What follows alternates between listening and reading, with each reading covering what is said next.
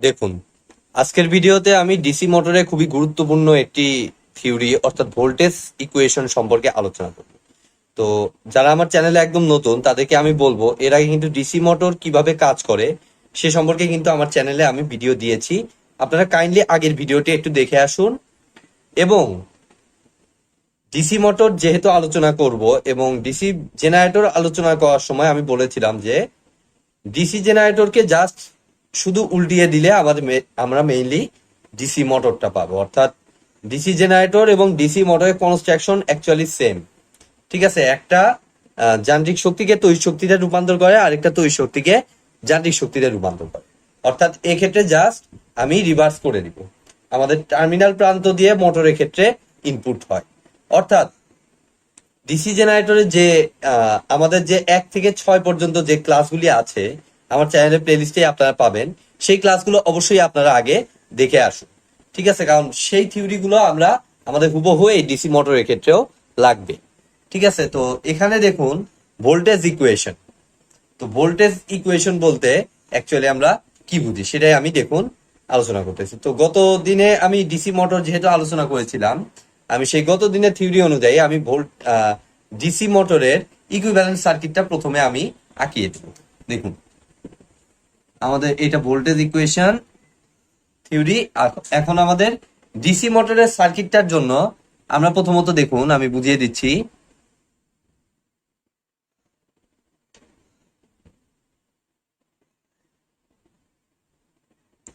এটাকে আমি বলবো হচ্ছে আর্মেচার, যেটা আমরা ডিসি জেনারেটরের ক্ষেত্রেও দেখেছিলাম।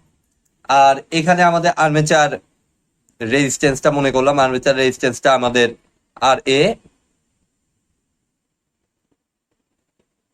এদিক দিয়ে এই পর্যন্ত ব্রাঞ্চ। ঠিক আছে, এখন আমরা মনে করুন এটা আমি ডিসি শান্ট মোটর চিন্তা করতেছি। এর আগে ডিসি শান্ট জেনারেটর দেখেছি আমরা, এখন জাস্ট সেই জায়গাটা রিপ্লেস হয় ডিসি শান্ট মোটর। তাহলে ডিসি শান্ট মোটর মানে হচ্ছে এদিক দিয়ে আমাদের একটা শান্ট ফিল্ড। ঠিক আছে, শান্ট ফিল্ড, এটাকে আমরা মনে করলাম আর এস এইচ।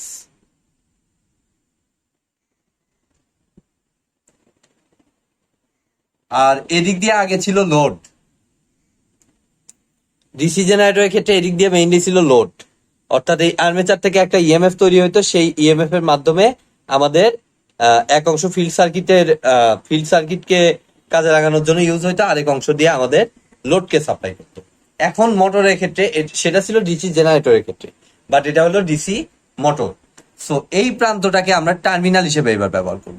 ঠিক আছে, এই প্রান্তটাকে আমরা ব্যবহার করবো হচ্ছে টার্মিনাল হিসেবে, এবং সেই টার্মিনাল দিয়ে আমি মনে করলাম ভি পরিমাণ ভোল্টেজ ইন করাচ্ছি, অর্থাৎ এদিক দিয়ে আমাদের ইনপুট ভোল্টেজ। ঠিক আছে, তো ডিসি জেনারেটরের ক্ষেত্রে আমাদের ইএমএফ আর্মেচার থেকে যে ইএমএফটা জেনারেট হইতো সেটার সাহায্যে আমাদের এদিকে একটা আর্মেচার কারেন্ট তৈরি হইতো। যে এখান থেকে আর্মেচার কারেন্টটা তৈরি হয়ে এক অংশ এদিকে আরেক অংশ এদিকে। কিন্তু ডিসি মোটরের ক্ষেত্রে হবে হচ্ছে উল্টো, অর্থাৎ এইখানে আমাদের ভোল্টেজ ইন করাচ্ছি, এইখানে আগে ভোল্টেজ ইন হইতো ডিসি জেনারেটরের ক্ষেত্রে, পরে এখানে আসতো। আর ডিসি মোটরের ক্ষেত্রে এখানেই আগে হবে, অর্থাৎ এখান থেকে একটা কারেন্ট আসবে, সেই কারেন্টটাকে আমি মনে করলাম আইএল। ঠিক আছে, সেই কারেন্টটা আমার এক অংশ চলে আসবে এদিকে এবং আর এক অংশ চলে আসবে হলো এইদিকে। ঠিক আছে, এই আইএল কারেন্ট এদিক থেকে তৈরি হয়ে আইএ এক অংশ এদিকে আরেক অংশ চলে যাবে এদিকে। আর ডিসি জেনারেটরের ক্ষেত্রে এই আইএ সমান ছিল আইএল প্লাস আইএসএস। ঠিক আছে, এইটুকু কিন্তু পার্থক্য হবে। অর্থাৎ এখানে যদি এখন কেসিএল অ্যাপ্লাই করি, দেখুন আমাদের ইকুয়েশনটা আসতেছে IL is equal to IA plus I into S H. ঠিক আছে, এখন ডিসি জেনারেটরে বিভিন্ন রকম নিউমেরিক্যাল সলভ করার সময় বা একদম কমন থিওরি অনুযায়ী আমরা দেখেছিলাম যে আইএসএইচ কারেন্টটা অর্থাৎ শান্ট কারেন্টটা এই আইএ এবং আইএল এর তুলনায় অতি নগণ্য। ঠিক আছে, খুবই কম। ধরুন যে এই কারেন্টটা 204 অ্যাম্পিয়ার হলে 200 অ্যাম্পিয়ার এখান দিয়ে যাবে, 4 অ্যাম্পিয়ার এখান দিয়ে যাবে। অর্থাৎ আই এর তুলনায় আইএসএইচ কে নেগলিজিবল ধরতে পারি। ঠিক আছে, যে থিওরিটা আমার এখানে কাজে লাগবে, যে কারণে আমি এটা বলতেছি এই ভোল্টেজ ইকুয়েশনের জন্য আমার কাজে লাগবে। তো এই জন্য আমি দেখুন I L is almost equal to I A বলতে পারি। ঠিক আছে, আইএসএইচ কে আই এর তুলনায় অতি নগণ্য চিন্তা করে। তাহলে এখন দেখুন I L is almost equal to আমাদের কত হচ্ছে, অলমোস্ট ইকুয়াল টু সাইন হচ্ছে এখানে ইকুয়াল আরেকটা, sorry, I L is almost equal to I A. ঠিক আছে, আর এখানে একটা জিনিস, গুরুত্বপূর্ণ জিনিস, সেটা হলো যে জেনারেটরের ক্ষেত্রে এটা ছিল হচ্ছে জেনারেটেড ইএমএফ, কিন্তু ডিসি মোটরের ক্ষেত্রে এই ইএমএফটাকে বলা হবে জেনারেটেড ইএমএফ নয়, এটাকে মেইনলি বলা হবে ব্যাক ইএমএফ। কেন এরকম নাম? কারণ আপনি দেখুন, ধরুন যে এখানে একটা প্লাস মাইনাস ভোল্টেজ ভি তৈরি হচ্ছে, এইখানে আমার প্লাস মাইনাস ভোল্টেজ ইবি তৈরি হচ্ছে। এখন যদি আপনারা একটা কেভিএল অ্যাপ্লাই করেন, তাহলে minus V plus I A R A plus EB, অর্থাৎ মাইনাস ভি প্লাস ইবি। বুঝতে পারছেন তো যে আমাদের ভি এবং ইবির মধ্যে একটা বিপরীত মুখিতা আমরা দেখতে পাচ্ছি, এক ভিতে মাইনাস আসতেছে আর ইবির ক্ষেত্রে আসতেছে প্লাস। অর্থাৎ এই বিপরীতমুখিতার জন্য এটাকে মেইনলি বলা হয় হচ্ছে ব্যাক ইএমএফ। অর্থাৎ ইবিটা ভি ভোল্টেজকে কি করে, বাধাগ্রস্ত করে, এই কারণে মেইনলি বলা হয় হচ্ছে ইবি কে ব্যাক ইএমএফ। অথবা এটাকে আপনি চাইলে লেন্জের সূত্র দিয়েও ব্যাখ্যা করতে পারেন, যে কোনো একটা জিনিস আমাদের কি করে, তৈরি হওয়া মাত্র তার তৈরি হওয়ার কারণকে কি করে, বাধাগ্রস্ত করে। ঠিক আছে, এই ইবিটা ভি কারণে তৈরি হয়েছে, যার কারণে ভি কে সে বাধা দেওয়ার চেষ্টা করবে, সেই কারণে আমার ইবিটাকে মেইনলি বলা হয় back EMF.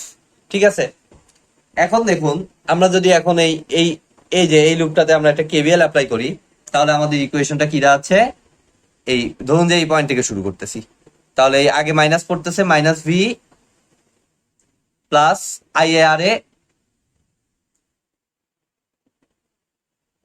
Plus EB is equal to 0। ঠিক আছে, যেখানে ভিটাকে মেইনলি বলা হয় হচ্ছে টার্মিনাল ভোল্টেজ, তাহলে ভি ইকুয়াল টু মেইনলি আমাদের আসতেছে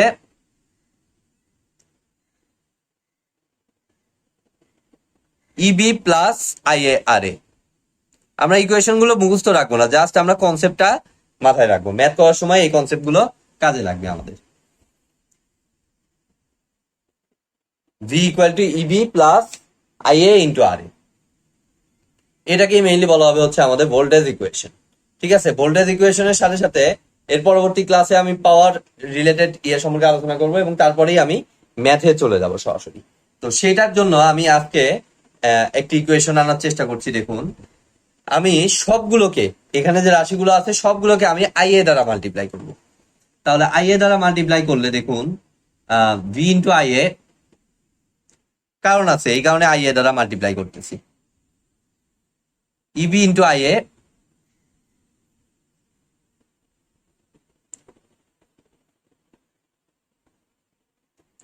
আই স্কোয়ার আর এ, সবগুলোকে আমি আই এ দ্বারা মাল্টিপ্লাই করলাম, যার কারণে এরকম একটা সম্পর্ক আসলো। এখন দেখুন আমাদের, আমি এখানে উপরে লিখে রেখেছি I A is almost equal to I L, অর্থাৎ এটাকে চাইলে ভি ইন্টু আই এল বলা যায়। আর ভি ইন্টু আই এল মানে আমি সিম্পলি কি বলতে পারতেছি, এটাকে ইনপুট পাওয়ার। ঠিক আছে, এটাকে মেইনলি বলতে পারতেছি কিন্তু ইনপুট পাওয়ার, অর্থাৎ আমি এটাকে চাইলে V into I A K simply আমি লিখতে পারি পি ইনপুট। ঠিক আছে, আর ইবি ইন্টু আই এ কে আমি বলতে পারি যতটুকু পাওয়ার আমি মেকানিক্যালি পাবো, অর্থাৎ আউটপুট হিসেবে লাইট পাবো। এরপরে আউটপুট পাওয়ারটা এটা থেকে আরো কিছু লস বিয়োগ হওয়ার পরে আউটপুট পাওয়ারটা হবে।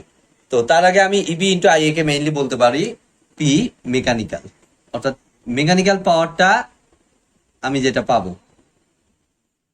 বা গ্রস পাওয়ার, এটাকে সংক্ষেপে আমরা গ্রস পাওয়ারও বলতে পারি, P mechanical plus I square R একে কিন্তু এখানে আমি বলতে পারি কপার লস। ঠিক আছে, কপার লস মানে আপনারা সবাই জানেন আই স্কোয়ার আর লস। ঠিক আছে, অর্থাৎ পি ইন, এখানে লেখাটা কিছুটা ঝাপসা আসতেছে, আমি এই সাইডে লিখতেছি, দেখুন আমি এটা মুছে দিলাম,